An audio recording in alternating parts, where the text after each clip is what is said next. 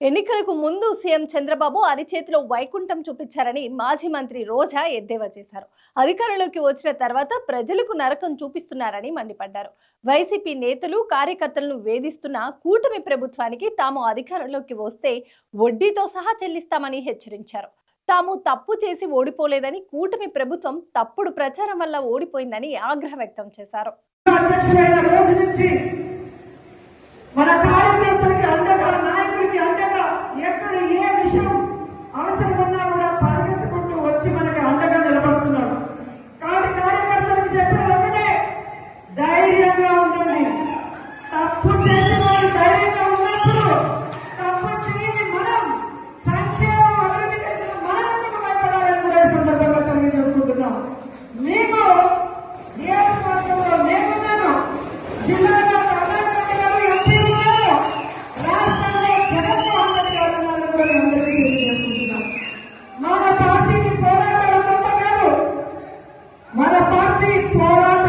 పుట్టిన పార్టీ, ప్రజల కోసం పుట్టిన పార్టీ, ఈ రాష్ట్రాన్ని అభివృద్ధి చేయాలి అని ఏ కలవైతే వైఎస్ఆర్ గారు కన్నారో వాటన్నింటినీ కూడా 60-70 సంవత్సరాలు ఈ ప్రజలకు అందుబాటులోకి రావాలి అని పార్టీ పెట్టి మీకోసమే ముందుకు నడిచిన జగనన్న పార్టీ, ప్రజల పార్టీ, మన పార్టీ.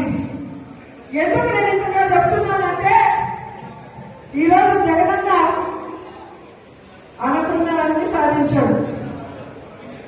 ఆయన బిజినెస్ మ్యాన్ గా సక్సెస్ఫుల్, ఆయన ఫ్యామిలీ మ్యాన్ గా సక్సెస్ఫుల్, ఆయన సీఎం గా సక్సెస్ఫుల్. ఇంకేమవసరం ఉంది?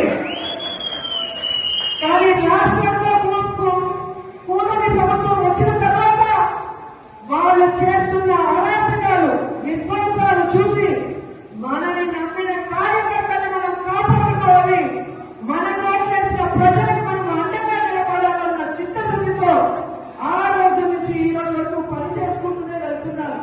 అలాంటి వ్యక్తి కోసం మనం పరిచయంగా ఉంటాం.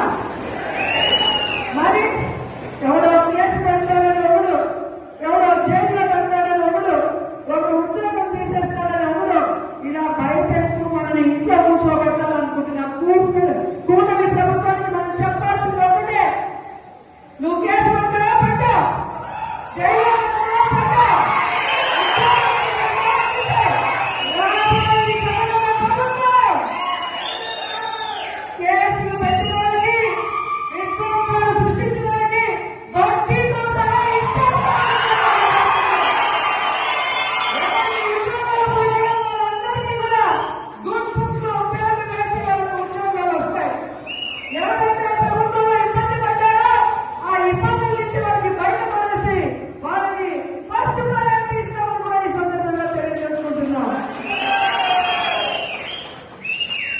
ఇప్పటికే జగన్మోహన్ రెడ్డి గారు ప్రకటించిన విధంగా రైతులకి అండగా రాష్ట్ర వ్యాప్తంగా మొన్ననే పోరాటం జరిగింది.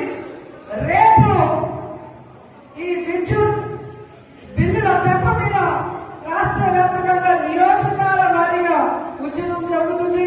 అందరూ కూడా వచ్చి ఉద్యమంలో పాల్గొనాలి అని కూడా ఈ సందర్భంగా తెలియజేసుకుంటున్నారు.